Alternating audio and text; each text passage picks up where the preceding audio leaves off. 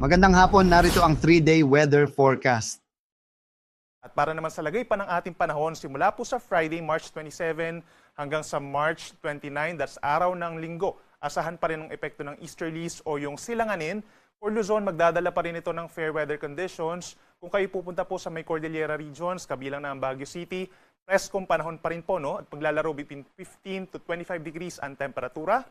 Sa Metro Manila, medyo lumalamig pa rin po sa madaling araw, lalo na kung clear skies at pagsapit ng tanghali, make sure na meron tayong protection kung lalabas ng bahay, gaya ng payong at sombrero, 32 degrees, heat index up to 35 degrees Celsius.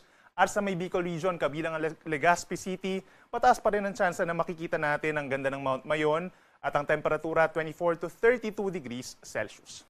Sa ating mga kababayan at mamamasyal din po dito sa Visayas, dahil sa easterlies, mananatili pa rin bahagyang maulap at minsan maulap ang kalangitan sa susunod pa na 3 araw at aasahan lamang yung mga ilang lugar na magkakaroon ng mga isolated rain showers or thunderstorms at may mga lugar pa na maliit lamang ang tsansa ng ulan or hindi naman ulanin, lalo na dito sa may Western Visayas at Negros Island region. Kasabay niyan, magiging mainit din po, no, dahil sa easterlies dito sa Visayas.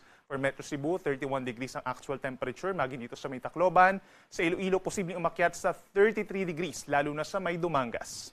At sa ating mga kababayan po, dito sa Mindanao, bubuti na po yung panahon ng like bukas, araw po ng Thursday. So Friday up until Sunday, mas mababawasan na po yung mga thunderstorms.